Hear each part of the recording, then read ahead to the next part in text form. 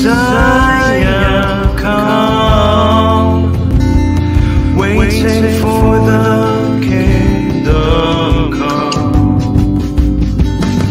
In His name I find, in His name I find, in His name I find the peace I seek.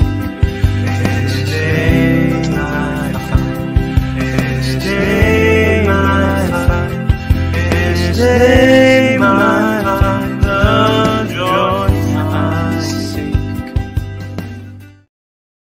Shalom, shalom. Selamat malam buat kalian yang ada di Indonesia.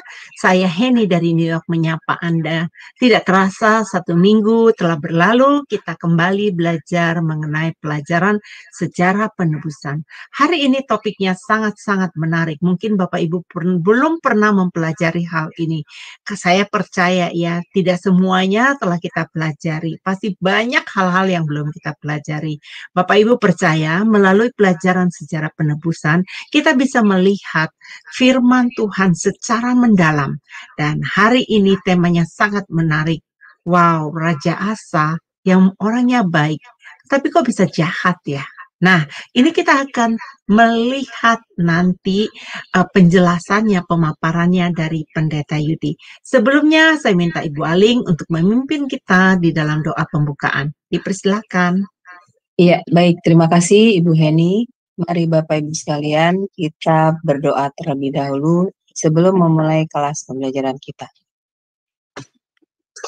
Bapa kami yang di surga, terima kasih ya Bapak, karena kami masih bisa untuk kembali berkumpul di dalam kelas tema Adonai, kembali belajar tentang kebenaran firman-Mu. Walaupun pada saat ini channel kami mengalami kendala ya Bapak.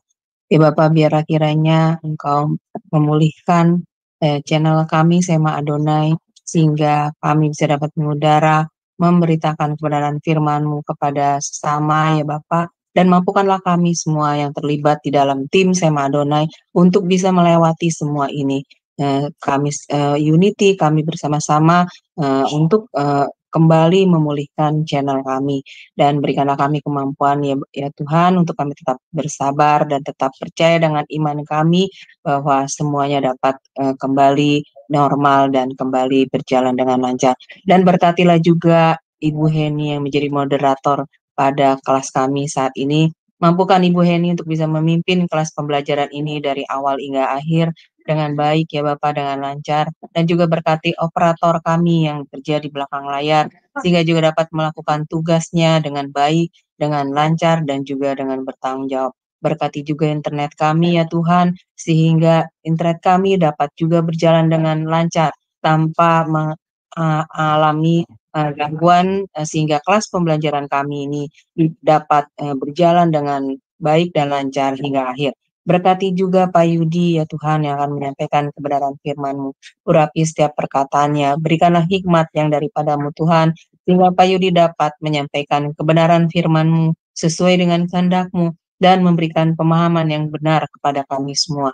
Dan juga bukalah hati dan pikiran kami, berikanlah kami juga hikmat yang daripada-Mu Tuhan, sehingga ketika firman ini ditabur dalam hati kami, firman itu menjadi rema, dan kami dimampukan untuk bisa memahami dan mengerti kebenaran firman-Mu sesuai dengan kehendak-Mu. Dan mampukanlah juga kami untuk bisa melakukannya di dalam kehidupan kami, memberitakan dan mengajarkannya kepada sama kami. Terima kasih Tuhan, kami serahkan kelas pembelajaran kami ini dari awal hingga akhir di dalam tangan-Mu, dan kami patahkan segala kuasa kegelapan yang akan mengganggu pembelajaran kelas kami ini dalam nama Yesus. Doa ini kami panjatkan dengan perantara Tuhan Yesus Kristus, Juru Selamat kami yang hidup. Haleluya. Amin.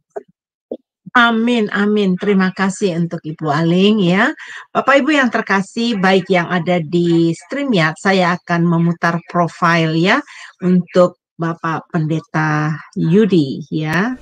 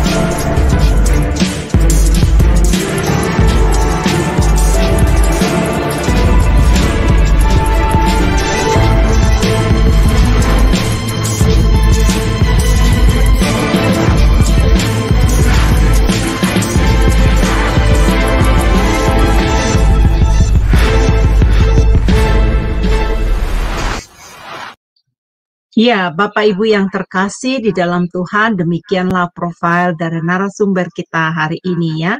Kita sudah nggak sabar lagi menunggu bagaimana kita mau mengetahui kenapa Raja Asa ini yang tadinya baik, kembali akhirnya dia menjadi jahat ya. Wah, kita jangan seperti demikian ya Bapak Ibu ya. Yuk kita belajar bersama-sama. Kita mengundang Bapak Pendeta Yudi. Shalom Pak. Belum Ya, terbuka ya. shalom, shalom Bapak Ya, Ibu sekalian. dipersilakan. Baik.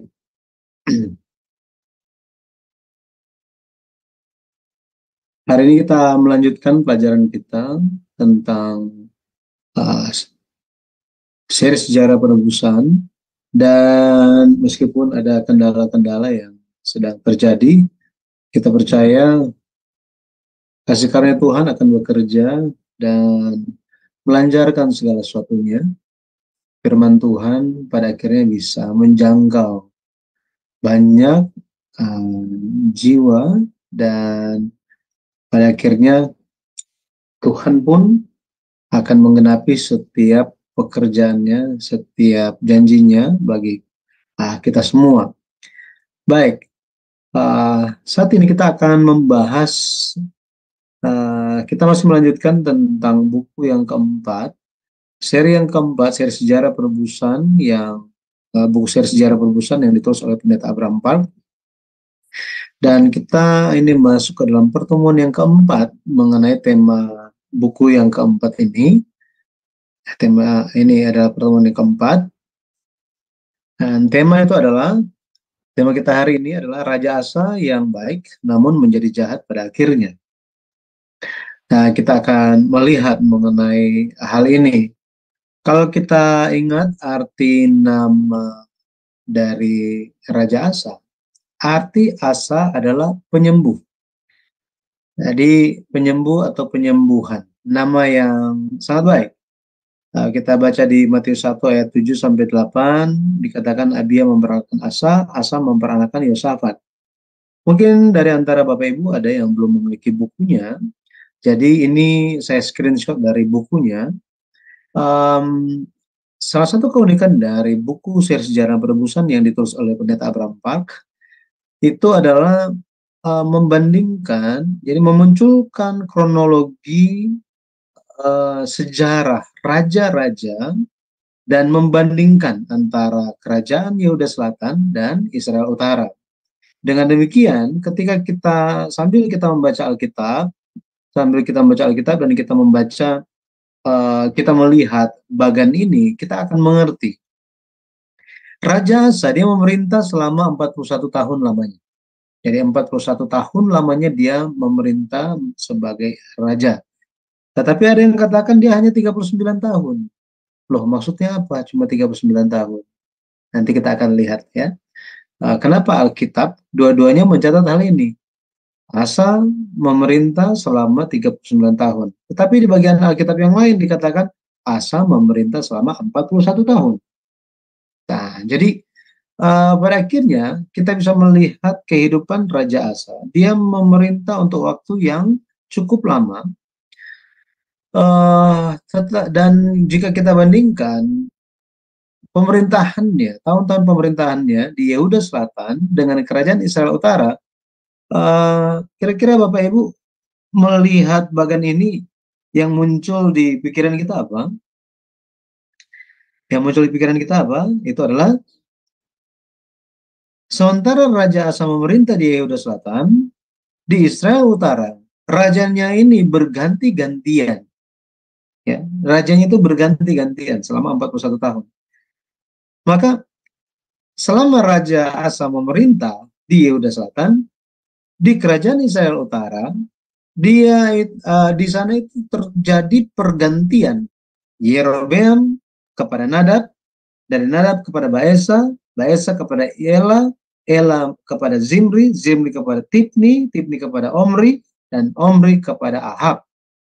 Jadi kalau kita lihat ada 1, 2, 3, 4, 5, 6, 7, 8 raja bergantian di dalam satu masa pemerintahan dari Raja Asa. Ini suatu berkat. Kenapa? Kenapa suatu berkat? Ketika di Israel Utara sementara bunuh-bunuhan di kerajaan mereka, bunuh satu sama yang lain, Raja Asa memperoleh kedamaian dan perlindungan dari Tuhan. Nah, makanya saya bilang ini sebagai suatu kasih karunia. Ya, kasih karunia dari Tuhan. Nah, Asa dia berhasil di awal pemerintahannya karena dia taat kepada Tuhan. Dia lakukan reformasi agama, tetapi di tahun-tahun akhir pemerintahannya, Asa dia menderita penyakit kaki yang sangat parah. Di tahun yang ke-39 pemerintahannya, dia sakit, ya, sakitnya luar biasa.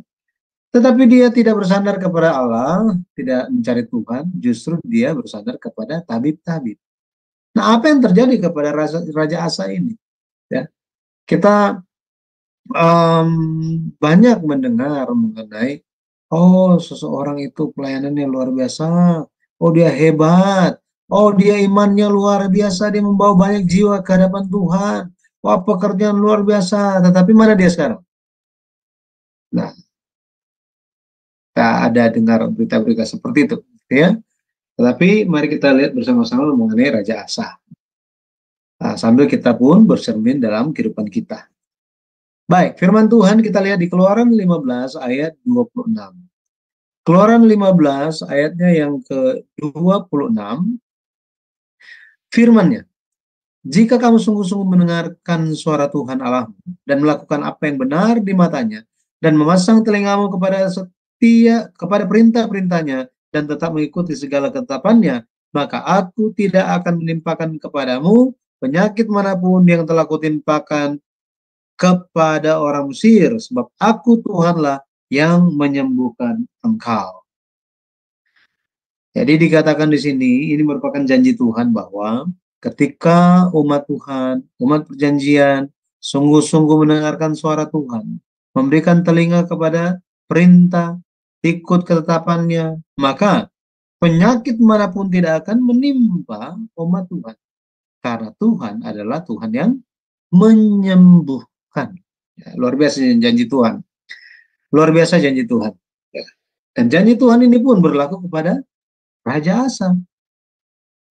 Mari kita lihat bagian pertama. 10 tahun damai dalam masa awal pemerintahan Raja Asa.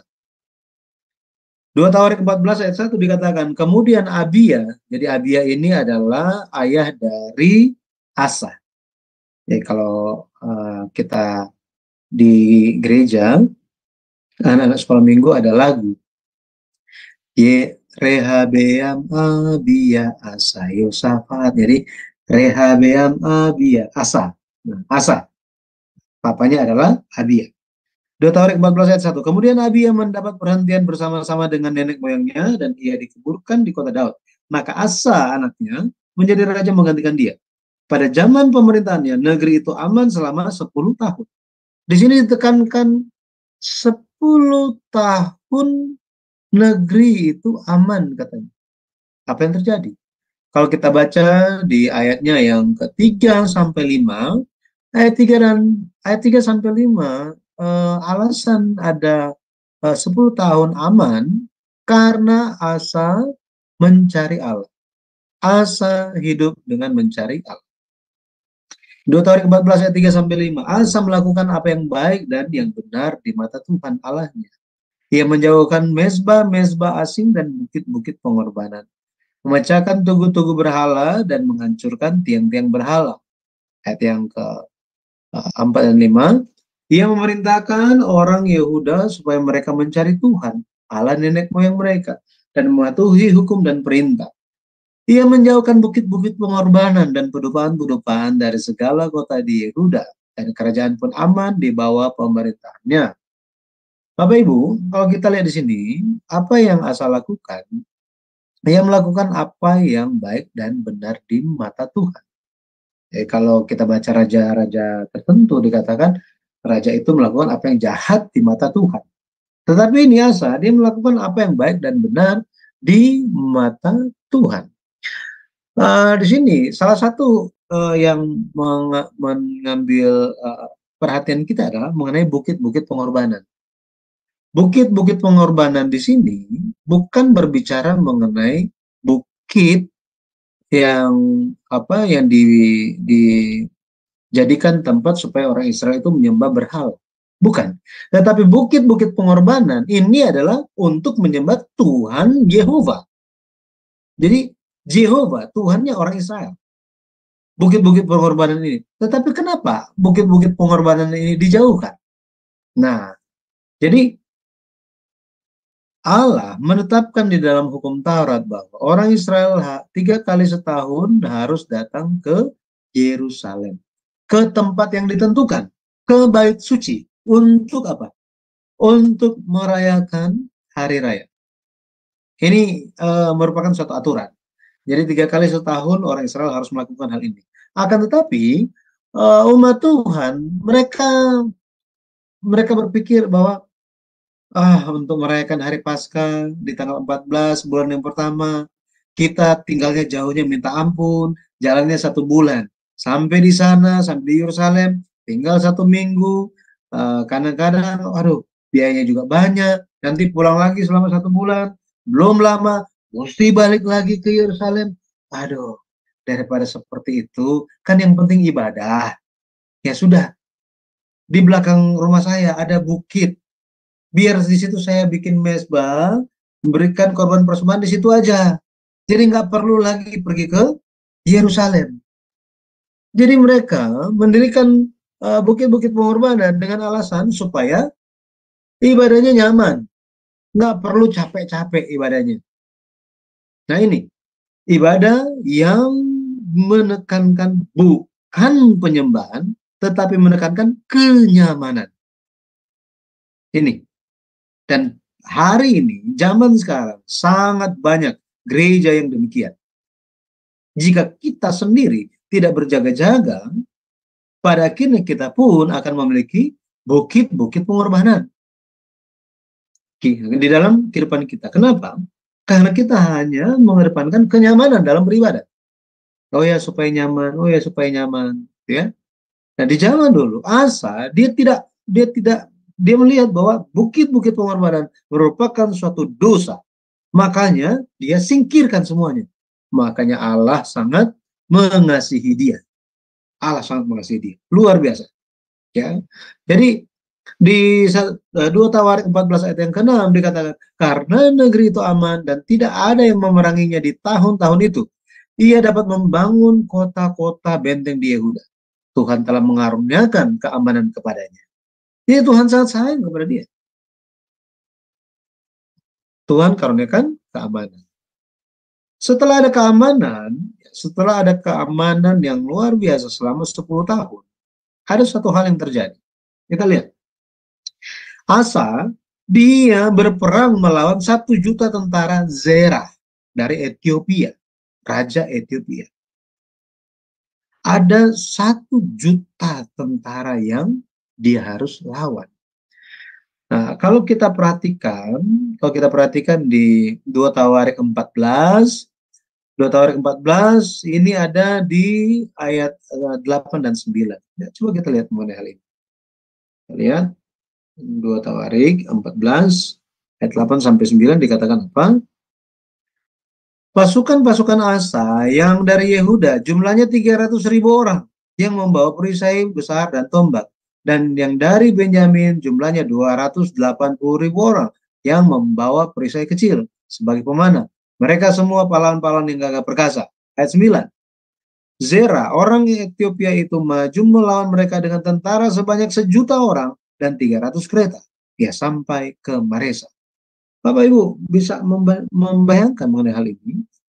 Jadi total pasukan Raja Asa itu hanya 580.000 orang melawan 1 juta. Wow. Belum lagi ada 300 apa katanya? 300 kereta. Ya, kereta. Di zaman itu kereta merupakan kendaraan perang yang luar biasa, menunjukkan bahwa mereka itu sangat canggih di dalam peperangan. Dan kalau kita lihat perang ini perang antara 580 ribu tentara, ya Pak, tentara Asa melawan 1 juta orang Ethiopia, tentara orang dari Ethiopia. Ini perang berlangsung sangat-sangat lama, sangat-sangat lama. Ya, kita kembali ke slide. Dikatakan di 2 Tawarik 14 ayat 1 dikatakan bahwa apa? Ada Aman selama 10 tahun pemerintahan awalnya kan. Jadi pemerintahan pertama, tahun pertama sampai yang ke-10 itu aman.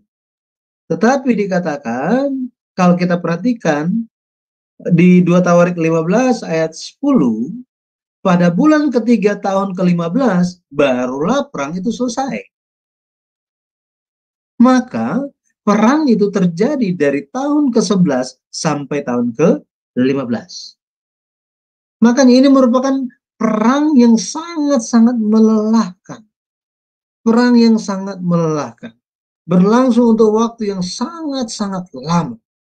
Akan tetapi, Allah mengaruniakan kemenangan total, kemenangan mutlak bagi Asa. Kenapa?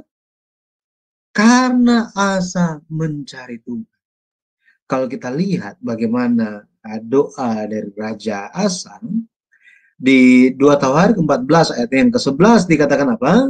Kemudian Asa berseru kepada Tuhan Allahnya, ya Tuhan, selain daripada Engkau, tidak ada yang dapat menolong yang lemah terhadap yang kuat.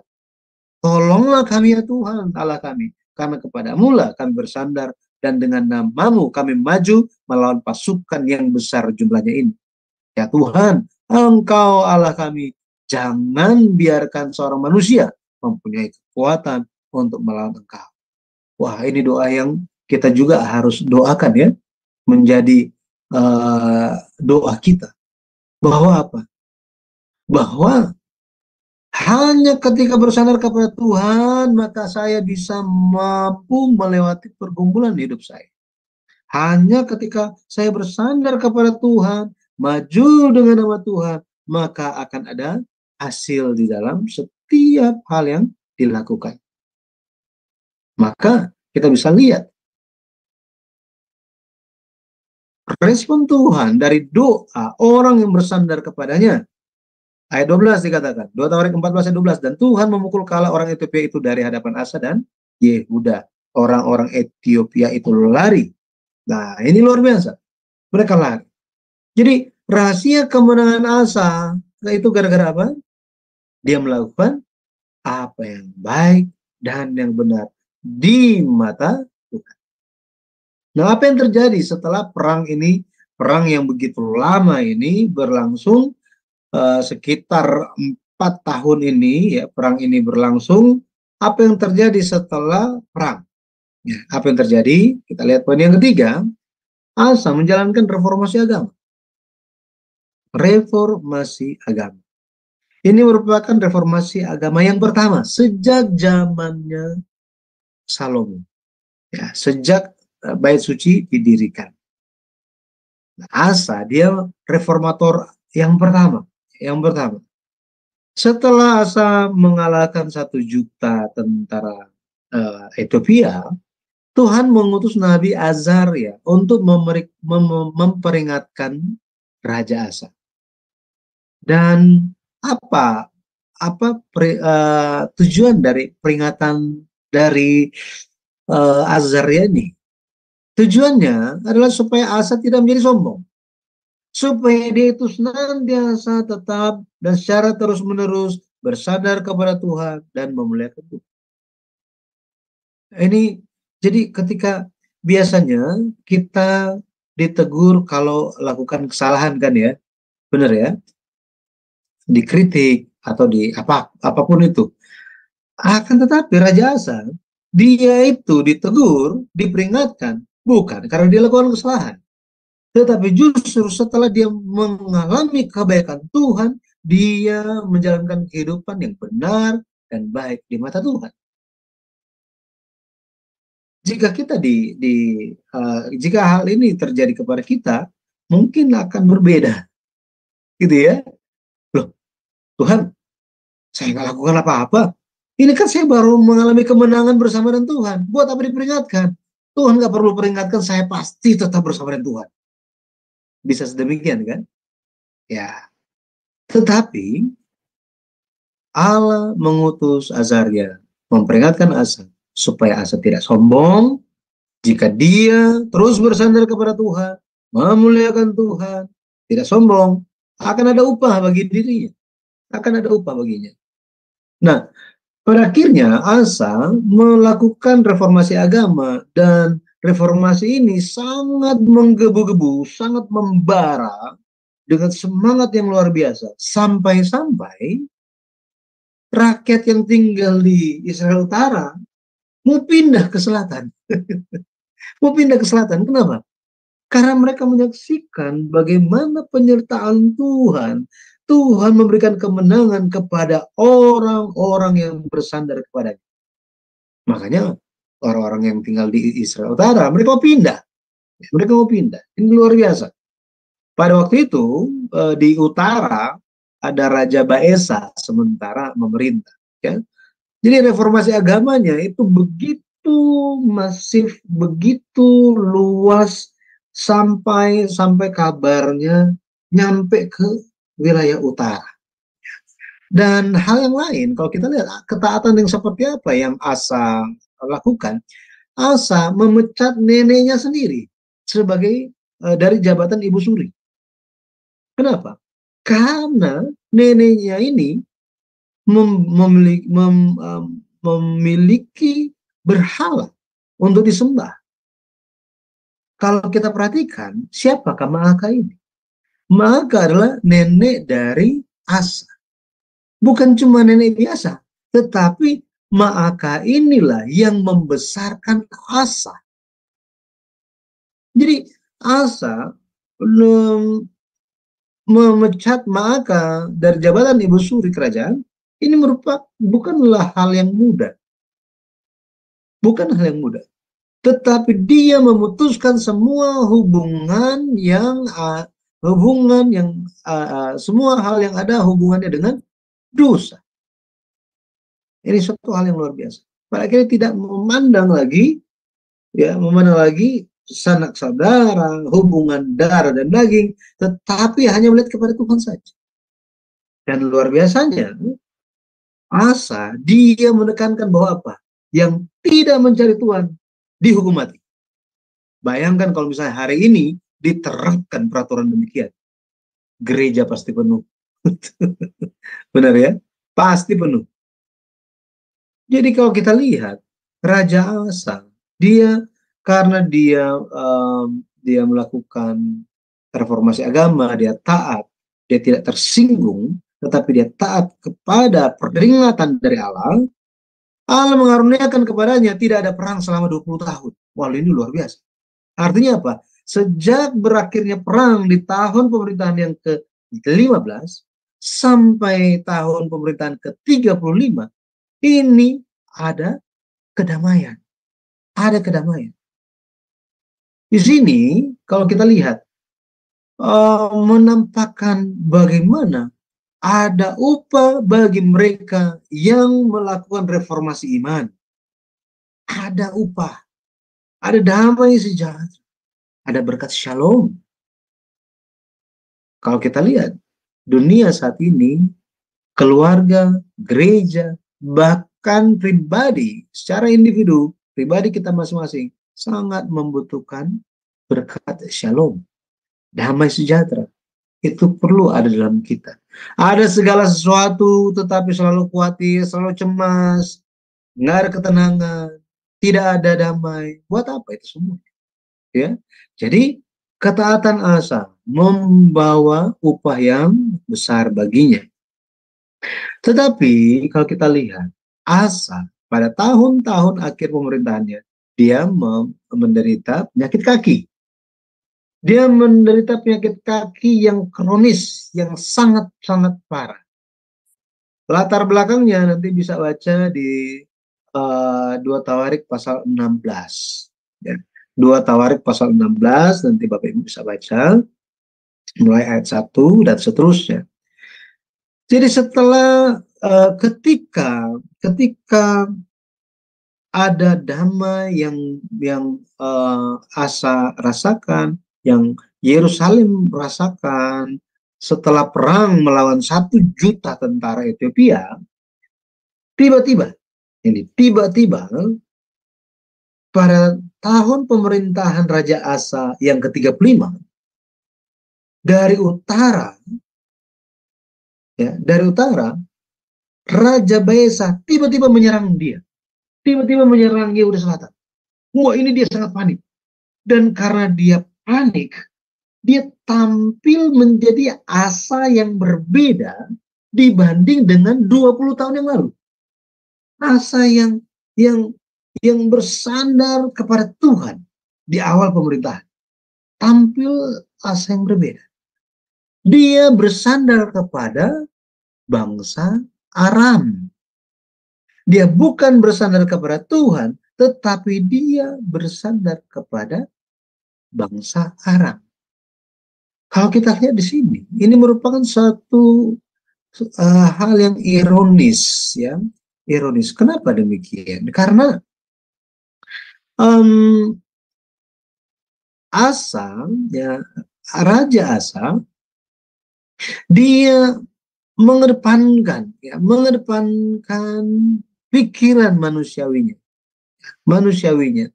Dan kalau kita lihat, dia melakukan hal ini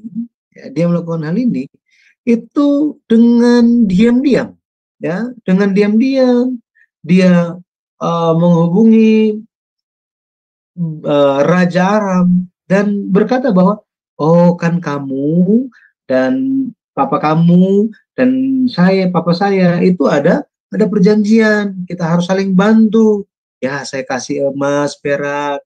Kamu jangan bantu Raja Israel itu, ya. Jangan bantu. Karena kita ada janji, ini ada hadiah buat kamu. Di sini kita lihat bahwa Raja Asa lupa bahwa dia pernah menang di dalam suatu perang yang sangat mustahil. 580.000 orang melawan 1 juta orang. Dia lupa sama sekali mengenai hal itu. Ini suatu hal yang sangat mengenaskan kalau kita lihat.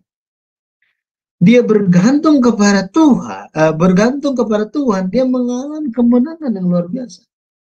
Tetapi ketika dia bersandar kepada manusia, pada akhirnya Tuhan tidak ada di sisi dia, tidak ada di pihak dia. Ayat yang ke-7 kalau kita lihat, 2 Tawarik 16 ayat yang ke-7, datang seorang nabi atau pelihat namanya Hanani. Dia berkata bahwa apa? Karena engkau bersandar kepada Raja Aram dan tidak bersandar kepada Tuhan Allahmu, oleh karena itu terluputlah tentara Raja Aram dari tanganmu. Ayat 8 dikatakan apa? Bukankah tentara Ethiopia dan Libya besar jumlahnya? Kereta dan orang berkudanya sangat banyak. Namun Tuhan telah menyerahkan mereka ke dalam tanganmu karena engkau bersandar kepadanya. Ayat 9 dikatakan apa? Karena mata Tuhan menjelajah seluruh bumi untuk melimpahkan kekuatannya kepada mereka yang bersungguh hati terhadap dia. Dalam hal ini, engkau terlaku bodoh. Oleh sebab itu mulai sekarang ini engkau akan mengalami peperangan. Kita bisa lihat di sini.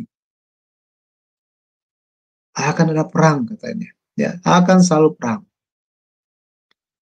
Dan persekutuan secara rahasia yang dilakukan oleh Raja Asa dengan Raja Aram ini dilakukan secara rahasia, tetapi dikatakan bahwa mata Tuhan melihat semuanya.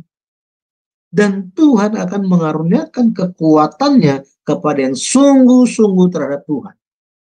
Itu sebabnya kalau kita lihat di saat ini, Raja Asa, dia mendapatkan teguran yang sangat-sangat hebat. Dan teguran ini sebenarnya menjadi suatu peringatan, suatu jalan bagi dia untuk bisa berbalik kepada Tuhan. Menjadi jalan supaya dia bisa bertobat. Akan tetapi justru yang dia lakukan apa? Yang dia lakukan, dia sangat marah, dia sakit hati dan dia masukkan Hanani, nabi itu, ke dalam penjara. Dia sangat marah pada waktu itu. Saking marahnya dia juga aniaya rakyat ini. Dia aniaya rakyat. Maka kita bisa lihat bahwa mengenai Raja Asa, Raja Asa dikatakan bahwa pada tahun di 2 Tawarik 16 ayat 12, pada tahun ke-39 pemerintahannya, Asa menderita sakit pada kakinya yang kemudian menjadi semakin parah. Namun dalam kesakitannya itu, ia tidak mencari pertolongan Tuhan, tetapi pertolongan tabib-tabib. Kemudian Asa mendapat perhentian bersama-sama nenek moyangnya. Ia mati pada tahun ke-41 pemerintahannya. Di sini kalau kita lihat bahwa apa? Sejak dia ditegur, dia tidak bertobat. Dia tidak bertobat. Pada akhirnya, sejak tahun pemerintahannya yang ke-39, dia sakit kaki selama 3 tahun sampai dia mati. Ini yang terjadi. Maka kalau kita lihat, peringatan yang berasal dari Tuhan itu diabaikan. Raja Asa mengabaikan. Dulu dia pernah taat, dia lakukan reformasi agama yang luar biasa. Tetapi sekarang, setelah ada damai, tidak ada perang selama 20 tahun lamanya, dia menjadi lupa Tuhan. Dia lupa Tuhan. Pada akhirnya, dia bersandar kepada manusia. Ketika ditegur, dia marah. Dia menjadi sakit hati. Dia mengeraskan hatinya. Maka kita perlu mempelajari satu hal dari sini, bahwa ketika kita menerima atau kita mendengar nasihat, peringatan dari Tuhan yang membuat hati kita tertusuk, justru pada waktu itu, itulah kesempatan bagi kita untuk kembali kepada Tuhan, untuk bertobat. Jangan mengeraskan hati kita. Karena jika kita mengeraskan hati kita, maka keadaan kita hanya akan menjadi lebih buruk lagi. Itu sebabnya kita perlu bersandar kepada Tuhan. Raja Asa dimulai dengan dia bersandar kepada Raja Aram. Dia tidak mau bersandar kepada Tuhan. Dia makin keras hatinya. Dan dia tidak mau bersandar lagi kepada Tuhan. Dia hanya bersandar kepada tabib-tabib sampai dia mati. Dia telah mengalami banyak peristiwa besar. Dia mengalami kemenangan yang luar biasa. Tetapi malahan yang dia lakukan adalah dia tetap berkeras hati, tidak bertobat sampai dia mati. Kenapa dia sakit kaki? Ya, itu karena kenapa Tuhan berikan dia penyakit kaki? Iya kan? Kenapa Tuhan berikan dia penyakit kaki? Supaya dia bersandar kepada Tuhan. Yakub, kalau kita lihat, Yakub awalnya itu jalannya itu biasa aja. Dia berjalan tuh lancar, tegak.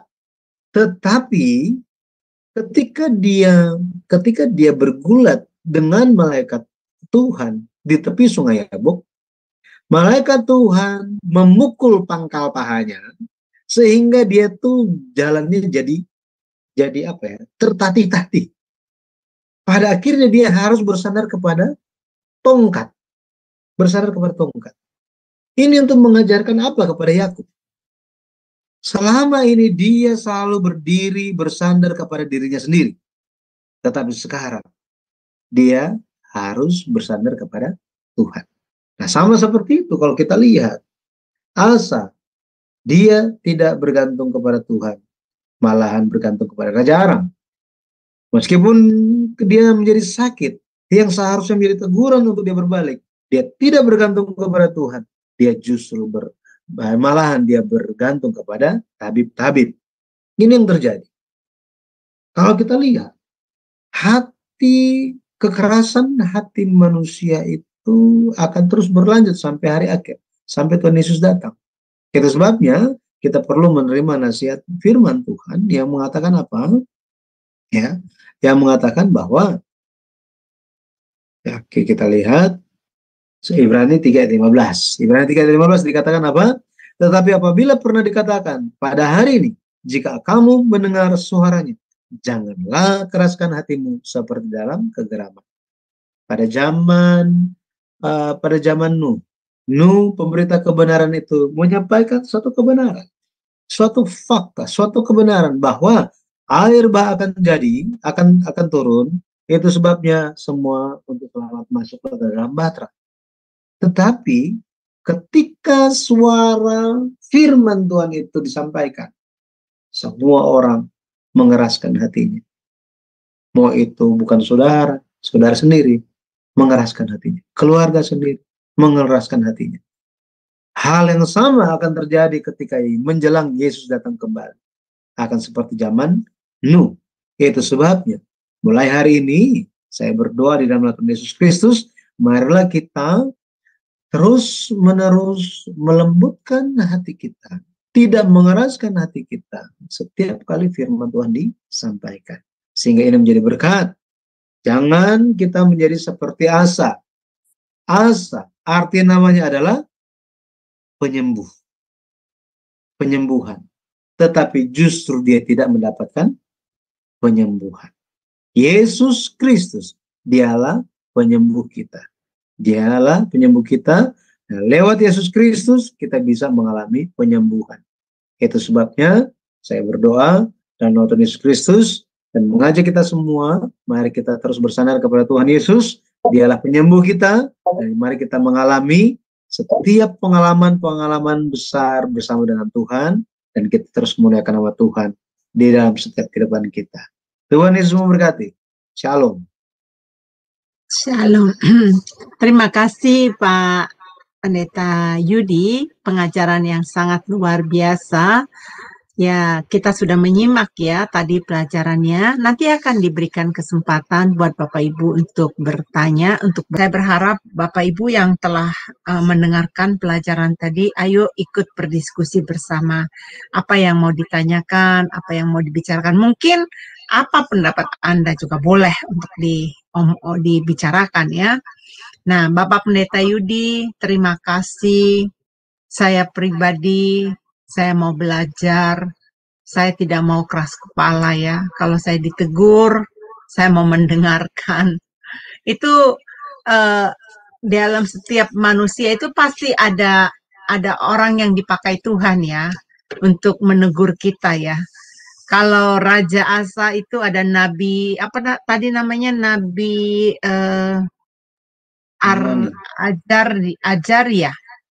Hanani. Iya, dia datang kepada ini. Tentunya sikapnya Asa pada saat itu mungkin ya karena dia sebagai raja dia pikir ya ini terjadi juga kepada manusia sih biasanya ya, kebiasaannya terjadi juga. Ya, kenapa kok mau ikut campur urusan saya? Kenapa kok beritahukan saya begini, nggak punya kerendahan hati? Itu fatal ya, Bapak Pendeta Yudi ya. Fatal banget ya. Ya, jadi kalau kita lihat memang ada hal terjadi kalau kita lihat 20 tahun perbedaan penampilan yang berbeda di dalam jarak 20 tahun ini antara Raja Asa yang ketika diperingatkan lewat Nabi Azaria dia itu secara tegas melaksanakan reformasi agama, penampilan yang luar biasa seperti ini, dan penampilan Raja Asa setelah 20 tahun ada damai. Dia menjadi sakit hati, dia tertusuk hatinya, dan dia menjadi sangat marah, temperamen, bahkan bukan hanya Nabi Hanani melihat itu yang dipenjarakan, bahkan ada yang menyaksikan dan protes mengenai tindakan Raja Asa pun dihukum gitu, dianiaya. Apa yang terjadi di sini? Maka dimulai dengan kehidupan iman yang luar biasa hebat. Sangat teguh imannya. Tetapi ini kok jadi kandas seperti itu. Maka kita bisa melihat bahwa di dalam 20 tahun ini telah terjadi penurunan degradasi iman dari Raja Asa. Menurun. Dia tidak lagi mencari Tuhan. Ya, sudah ada pengalaman dengan Tuhan, ya cukup lah, gitu kan. Kan selalu juga ya gak enak lah. Masa sih ngapain masalah terus ada? Jangan ada masalah lah. Damai-damai saja. Akhirnya dia terlena. Dia terlena dengan hal itu. Dan pikir bahwa ya semua ini damai karena memang sudah seharusnya damai. Dia lupa bahwa damai itu diberikan karena Tuhan jaga. Jadi dia lupa untuk bersyukur. Kalau kita baca di Roma 1 ayat yang ke-20 dan sekitarnya, dikatakan bahwa begini, Rasul Paulus menegur jemaat Roma.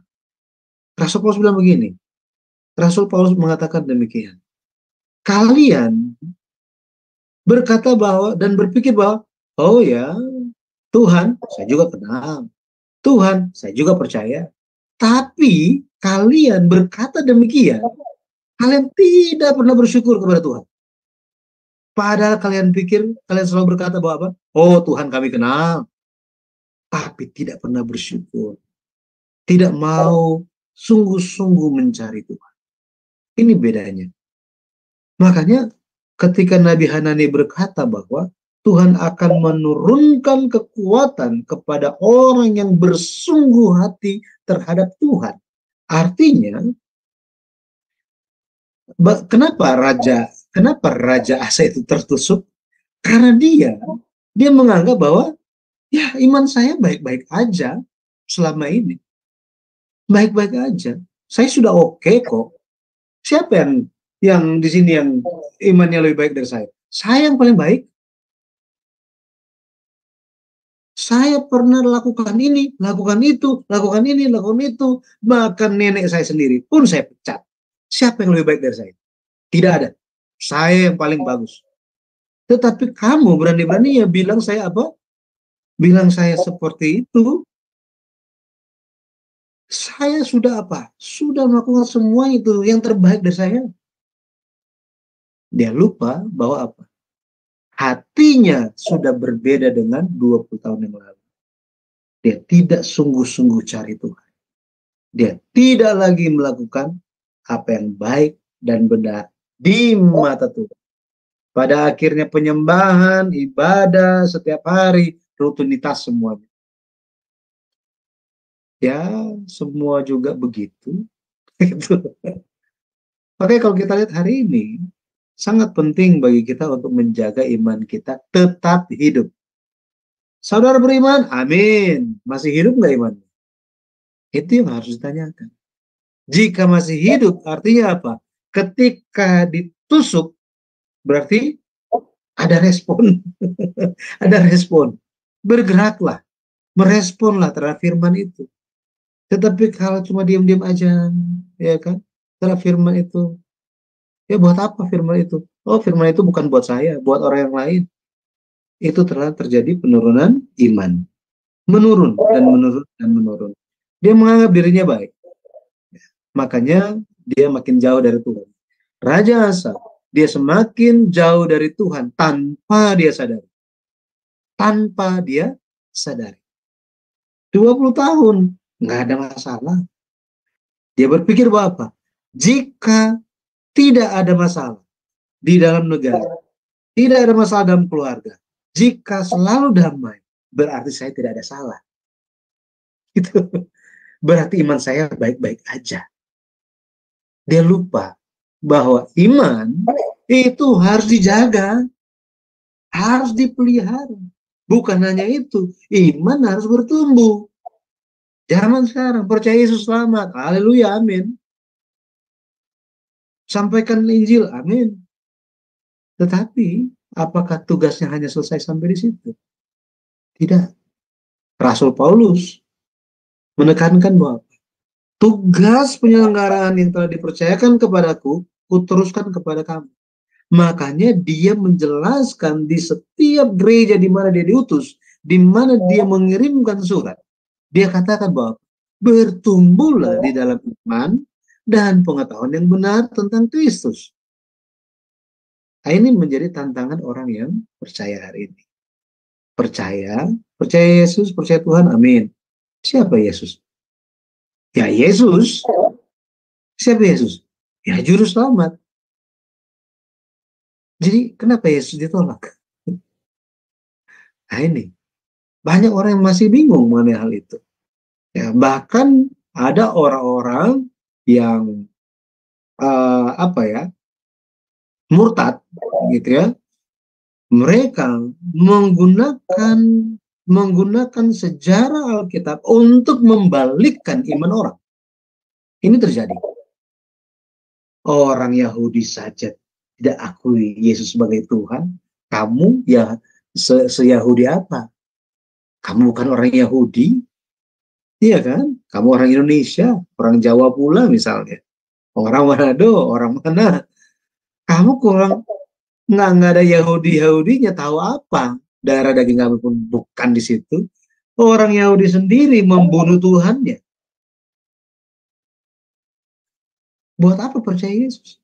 Itu adalah bukti Yesus adalah manusia biasa, mati juga. Nah, jadi jika kita tidak berjaga-jaga, pada akhirnya bisa seperti Asa. Ya. Makanya kita perlu, kalau kita lihat di buku Pendeta Abraham Park di bagian akhir tentang Raja Asa, dikatakan bahwa marilah kita menjadikan Yesus itu sebagai penyembuh kita, Jehovah Rafa, secara jasmani dan secara rohani. Ya, begitu Ibu. Oh ya, wow, luar biasa ya. Kasih anugerah Tuhan ya buat setiap kita. Kalau kita masih disayang Tuhan, kita masih ditegur. Jadi teguran itu juga bukan hukuman ya. Teguran itu bukan kejahatan, tetapi teguran itu berbentuk kasih. Kasih dari Tuhan ya, Pak Pendeta Yudi ya, buat setiap umat manusia ya. Wow, luar biasa. Bapak Ibu, adakah yang di antara kita maaf suara saya ini, yang telah menyimak? Bagaimana pendapat Anda? Bagaimana dengan Aling? Iya, baik Ibu. Saya mau bertanya begini, Pak Yudi, ya shalom, selamat malam Pak Yudi. Pak, apakah sikap dari Raja Asa itu termasuk kesombongan rohani ya Pak? Seperti itu. Iya. Terima kasih Salah Pak Yudi. satunya kesombongan rohani. Ya, salah satunya adalah kesombongan rohani. Jadi banyak, kalau kita lihat dia hidup di zaman sekarang, imannya sudah berubah, tetapi dia berpikir imannya masih sama dengan 10 tahun yang lalu. Jadi dia hanya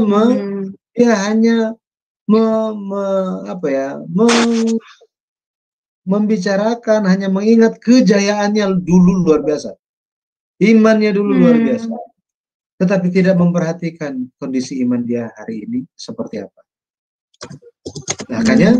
Makanya saya pernah mendengar khotbah dari gembala sidang saya, Pendeta Yunduhi, dan juga lewat khotbah Pendeta Abraham Park, bahwa jangan kita hidup hari ini terus-menerus membanggakan apa yang terjadi di masa lalu, padahal sudah berubah hari ini. Tetapi kita terus-menerus memikirkan hal itu dan hanya membanggakan masa lalu. Ini membanggakan masa lalu. Padahal sekarang sudah nggak ada zaman sekarang. Hanya boleh membanggakan Tuhan Yesus yang adalah hari ini. Hanya itu saja. Pegang Yesus yang adalah hari ini. Dialah yang harus kita banggakan. Apa yang mau kita banggakan? Saya dulu. Itu dulu. Nah sekarang ini yang penting. Ya, gitu. Jadi begini ya Pak Yudi, berarti dia itu karena merasa Tuhan itu sudah membela dia seperti itu ya, Pak Yudi, sudah melindungi dia, membela dia. Jadi dia mengangkat dirinya itu hebat gitu karena sikap dia, ketaatan dia. Nah, itu jadi dia bersikap seperti itu ya, Pak Yudi. Karena kesombongannya dia itu seperti itu ya. Benar tidak, Pak? Kalau kita lihat itu mirip Petrus. Iya, Petrus. Ya. Waduh. Mereka ada 12 orang. Tetapi kalau ada hal-hal yang khusus yang diajak cuma 3. Salah satunya Petrus. Di antara 3 orang itu pun Petrus yang paling menonjol. Jadi bisa dikatakan, kita bisa bilang bahwa Petrus sebenarnya dia kayak pemimpin dari 12 ini. Dari murid-murid ini ada 12 orang, pemimpinnya siapa? Pemimpinnya adalah Petrus. Dan dia sangat mengasihi Yesus. Kita perlu ingat itu. Dia sangat mengasihi Yesus. Dia Yesus luar biasa, dia banyak pengalaman, wah, pokoknya hebat. Makanya ketika Yesus tanya, orang-orang bilang, saya siapa? Oh ya, ada yang bilang. Jadi murid-murid bilang, kamu gimana? Ya saya dengar sih ada yang bilang kamu nabi yang hebat. Terus ada yang bilang apa? Oh, kamu adalah Elia. Oh, kamu adalah guru yang hebat, luar biasa. Macam-macam. Tapi Yesus tanya kan, menurut kamu sendiri itu saya siapa?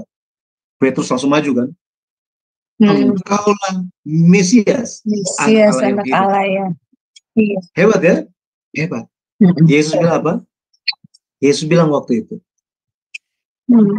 bukan kamu, ya, bukan kamu, tetapi Allah Bapa yang mengaruniakan kepada kamu sehingga kamu bisa memberikan pengakuan yang luar biasa. Nah, setelah Yesus bilang merespon jawaban dari Petrus, Yesus bilang apa? Anak manusia, saya sendiri, ini dia bicara kepada 12 murid, harus menanggung penderitaan.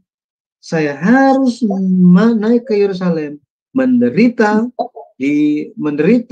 oleh pemimpin-pemimpin agama, saya akan mati dan saya akan bangkit.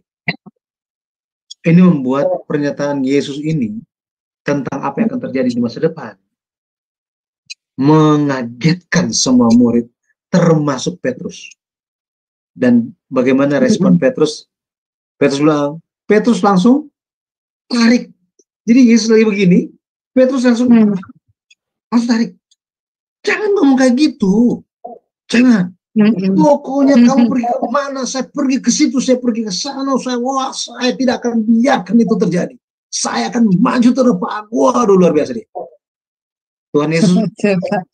Bayangkan kalau kita ada suatu bahaya yang menanti kita. Terus ada yang membela kita sama demikian rupa, mau mempertaruhkan nyawanya untuk kita akan meresponnya gimana? Oh, thank you. Aduh, luar biasa sekali kamu. Wah, tidak ada orang yang seperti kamu. Yang 11 ini semua diam-diam, tetapi kamu itu berani sekali mau pasang badan untuk saya. Terima kasih. Kita kayak akan bilang begitu kan? Apakah Yesus memuji Petrus? Yesus bilang apa? Iblis. Get behind. Itu katanya. Iblis mundur di belakang katanya. Engkau tidak memikirkan apa yang dipikirkan Allah, tetapi engkau hanya memikirkan apa yang dipikirkan manusia. Di mana antusias? Kalau kita lihat seperti apa Petrus itu, dia ada antusias, tetapi antusias yang apa? Secara manusiawi, tanpa mengerti kata Tuhan. Raja Asa, dia berpikir bahwa dia sudah melakukan yang terbaik. Memang yang terbaik. Tetapi dia hanya berpegang kepada prestasi itu saja. Tanpa mengkoreksi, melihat iman dia. Nah, ini makanya hamba-hamba Tuhan kita perlu doakan. Hamba-hamba Tuhan kita perlu doakan. Pemimpin-pemimpin gereja. Kenapa? Karena mereka akan diserang luar biasa. Ya kan? Wah, berapi-api luar biasa. Ya. Tetapi Ya termasuk saya juga harus berhati-hati gitu ya, berjaga-jaga. Jangan sampai ini kesombongan rohani, betul ya? Karena sombong itu kan masuknya nggak bilang-bilang. Iya Betul Pak, betul, nggak berasa betul Pak, ya. totonya, iya totonya sudah mempengaruhi pikiran. Iya betul, Ya. Saya itu. pernah ketika tahun 2000, sekitar tahun 2003 kalau tidak salah, tahun 2003 atau tahun 2002, Pendeta Abraham Park, founder gereja kami, penulis buku seri sejarah penebusan, berkunjung ke Indonesia, ke Jakarta waktu itu, dan saya berkesempatan untuk melayani rombongan, gitu ya, saya dan teman. Karena di gereja kebanyakan saya banyak handle waktu itu masih mahasiswa, jadi banyak hal yang saya lakukan. Saya kesana kesini sana sini, saya pimpin lagu juga, nyanyi, saya konduktor, wah banyak hal. Saya angkat koper, bersih bersih ke dapur dan lain-lain gitu kan. Saya lakukan semuanya sampai apa ya? Dari rombongan ada sekitar mungkin ada sekitar 50-an orang rombongan itu, semua lihat saya dan selalu menyapa saya, selalu menyapa saya, gitu kan. Oh ya, wow, good job, apa semuanya, misalnya. Nah, setelah semuanya pergi kembali di gereja, tiba-tiba ada seorang ibu-ibu, ya dia penatua di gereja kita, sambil senyum dia bilang begini, wah, dulu saya belum jadi staff, dia bilang begini, wah, Yudi dipuji ya, wah luar biasa, hati-hati ya, nanti kalau dipuji terlalu tinggi terbangnya, jatuhnya semakin sakit. Betul. Dari situ saya pikir gitu, saya pikir. Oh iya, memang benar. Inilah nasihat yang saya perlu. Betul ya? Inilah nasihat yang saya perlu. Kenapa? Karena kesombongan itu masuknya diam-diam dan tanpa kita sadari. Seperti itu. Betul. Jadi ya, Iya. Raja Asa kita perlu belajar supaya jangan terlalu nyaman dan mengandalkan diri sendiri, pikiran sendiri, bahwa oh ya kita sudah Betul. oke, ternyata tidak oke. Hanya mengingat pencapaian masa lalu. Padahal faktanya nggak begitu. Gitu Ibu. Iya.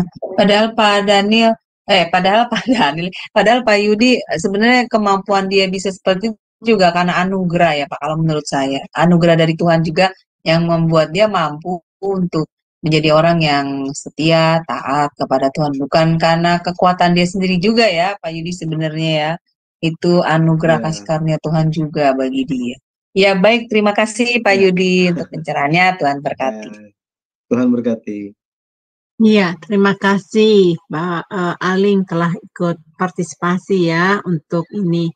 Nah, ini ada apa namanya? Ada pertanyaan Pak. Apakah Raja Asa itu sudah ditentukan untuk seperti demikian? Baik, kembali lagi, saya nggak tahu dulu pernah saya sampaikan atau tidak. Tuhan tidak menentukan sikap orang, ya. Tuhan tidak menentukan sikap sifat orang seperti apa. Oh dia bagaimana, tidak. Tetapi Tuhan hanya menentukan 3 hal. Yang pertama, Tuhan menentukan kehendaknya. Dan kehendak Tuhan adalah untuk penyelamatan. Yang kedua, Tuhan menentukan waktunya. Jadi waktu penyelamatan itu ada waktu semuanya. Dan yang ketiga, yang telah ditentukan Tuhan itu, jadi yang pertama itu adalah mengenai kehendaknya, mengenai waktunya, dan yang ketiga itu mengenai jumlah. Dan jumlah ini hanya Tuhan yang tahu. Waktunya hanya Tuhan yang tahu. Tapi kehendaknya kita tahu. Artinya apa? Ketika kita memegang kehendaknya, maka kita akan menjadi orang yang ditentukan Tuhan. Seperti itu. Raja Asa, dia menjalankan, dia telah tahu kehendak Tuhan itu apa, dan dia jalankan. Pada waktu itu, dia masuk ke dalam ketentuan Tuhan. Istilah umumnya predestinasi. Jadi, Kapan kita ditentukan? Itu ketika kita masuk ke dalam kehendak Tuhan. Ini, ya, kita masuk ke dalam kehendak Tuhan. Raja Asa seperti itu. Itu sebabnya kehendak Tuhan bagi Raja Asa adalah untuk dia selamat. Betul kan? Makanya ada kesempatan-kesempatan itu. Tuhan dia adalah Allah yang maha kasih, dia Allah yang menghakimi, dan dia adil. Ini Allah kita. Dia adil.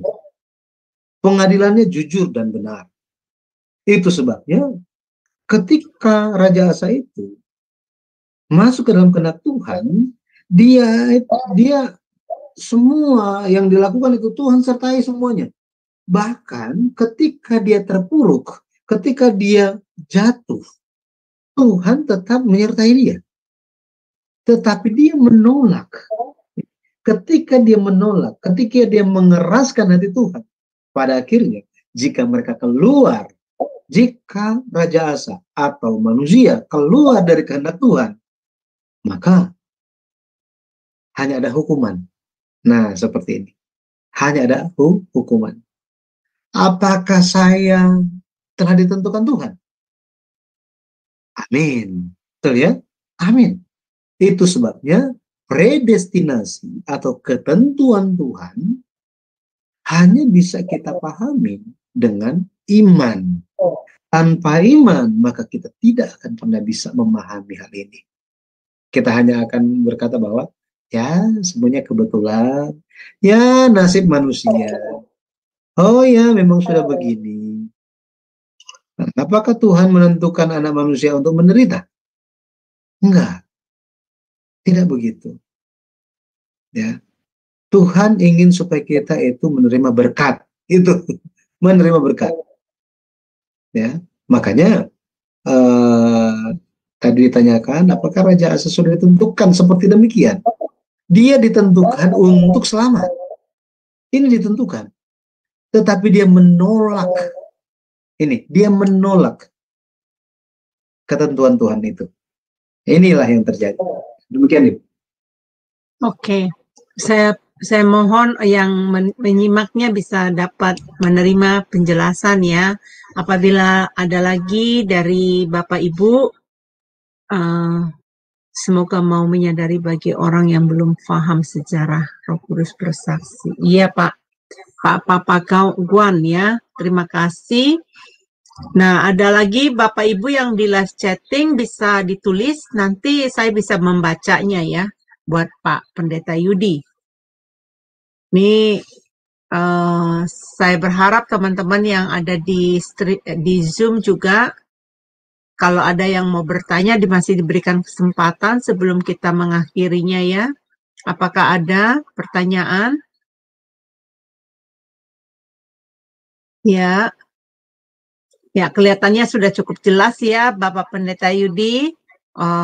Teman-teman sudah memahaminya, sudah sangat jelas. Cuman kerinduan saya, jangan kita sampai seperti Raja Asa, yang saat ini kita berapi-api, beriman, kemudian didapati nanti kita mundur. Banyak ya kejadiannya ya, sekarang di dunia banyak kejadiannya begitu. Bahkan ada yang sudah melayani, ya namanya udah terkenal, tiba-tiba ketahuan dia mundur, dia malah pindah katanya, murtad katanya gitu. Nah, saya rasa sih kalau orang yang sudah punya iman, orang yang tertanam sama kebenaran firman, yang tahu arti keselamatan, nggak bakal. Dan siapa yang sudah mengenal Allah yang benar ya, tidak akan pindah, tidak akan keluar. Nah, memang tantangan buat kita ya, siapa aja termasuk saya bisa ditantang ya, bisa digoda gitu. Nah, bagaimana tadi jangan seperti Raja Asa. Ya, saya lagi bingung Pak, banyak kan orang sekarang yang tiba-tiba sakit kanker gitu ya, terus cari pengobatan di di tempat-tempat yang lain gitu, karena saking ingin sembuhnya gitu loh. Ya, jadi saya teringat dengan Raja Asa tadi ini Pak Yudi. Pernah kan Pak Yudi denger ya, ada orang sakit gitu, terus tiba-tiba pergi dia kemana gitu, dia cari bukan kepada Tuhan. Nah ini mudah-mudahan yang teman-teman yang mendengarkan siaran ini jangan, harus bersandar kepada Tuhan sepenuhnya. Dokter, rumah sakit udah banyak ya, jadi penyembuhan-penyembuhan yang alternatif itu kalau boleh tolong Bapak Ibu harus hati-hati. Jangan sampai gara-gara itu kita miring ya. Jadi kita menyimpang dari ajaran yang kebenaran firman. Ya, gitu aja Bapak Ibu. Mari kita dengar dari statement terakhir ya, conclusion-nya dari Bapak Pendeta Yudi, kemudian minta ditutup dalam doa. Raja Asang, dia adalah raja yang mencapai prestasi iman yang luar biasa. Akan tetapi dia mengalami penurunan iman sampai pada akhirnya imannya yang tidak sungguh-sungguh, imannya menjadi tidak sungguh-sungguh kepada Tuhan, dan itu tampak ketika dia tidak bersandar lagi kepada Tuhan. Lebih lagi, dia mengeraskan hatinya terhadap firman Tuhan. Hari ini, bagaimana cara mengenal diri kita? Mari kita melihat diri kita, mengenali diri kita dengan firman Tuhan. Bagaimana kita merespon? Maka demikianlah diri kita. Kiranya Roh Kudus yang akan menuntun kita, dan kita selalu diingatkan supaya menerima firman dengan hati yang lembut, menerima benih dari Tuhan, benih firman Tuhan di tanah hati yang subur, tanah hati yang benar-benar siap dan bersungguh-sungguh kepada Tuhan kita. Tuhan Yesus senantiasa memberkati dan akan menyertai kehidupan kita. Mari kita berdoa. Allah Bapa yang hidup, kami mengucap syukur, kami berdoa kepadamu ya Bapa, di tengah-tengah dunia yang keadaannya seperti sekarang ini, kami tetap bisa mendengarkan firman-Mu, mengenal akan jalan-jalan-Mu, lebih lagi bercermin dari firman, sehingga kami pun bisa mengenal diri kami, dan bagaimana supaya firman-Mu senantiasa beroleh tempat di dalam kami, bekerja dengan kuat di dalam kami, sehingga firman-Mu saja yang akan membimbing kehidupan kami, dan pada akhirnya kami pun bisa jalan, dan jalan di suatu jalan yang pada akhirnya melakukan kebaikan dan kebenaran di mata Tuhan. Bapak terima kasih. Kami bersyukur ya Bapak atas firman-Mu, bantu kami supaya semangat untuk Tuhan, semangat untuk setiap pekerjaan Tuhan itu terus membara di dalam kami, dan kami mohonkan Roh Kudus yang terus bekerja di dalam kami, sehingga kemanapun kami berada, dimanapun kami berada, kemanapun kami pergi, apapun yang kami lakukan, kami melakukannya demi kemuliaan nama Tuhan. Terima kasih ya Bapa. Kami percaya pada akhirnya Engkau yang akan menjadi penyembuh, Jehovah Rafa, bagi kami masing-masing, bagi setiap anggota keluarga kami. Kami percaya tangan Tuhan, tangan kanan Tuhan yang akan memegang kami, dan tidak akan melepaskan. Engkau saja yang akan membuat segala hal yang kami lakukan berhasil. Terpujilah nama Tuhan. Kami ingin supaya kehendak Bapa digenapi dalam kehidupan kami, dalam pekerjaan kami, dalam setiap pelayanan kami, lebih lagi lewat anggota keluarga kami. Terpujilah nama Tuhan. Bapa kiranya Engkau yang memberkati setiap anak-anak-Mu yang mengikuti pelajaran ini, baik di dalam Zoom atau di dalam streaming. Tolong Bapak Engkau yang campur tangan ya Bapak, supaya kami terus membara di dalam kerinduan untuk bertumbuh dalam pengenalan dan bertumbuh di dalam iman.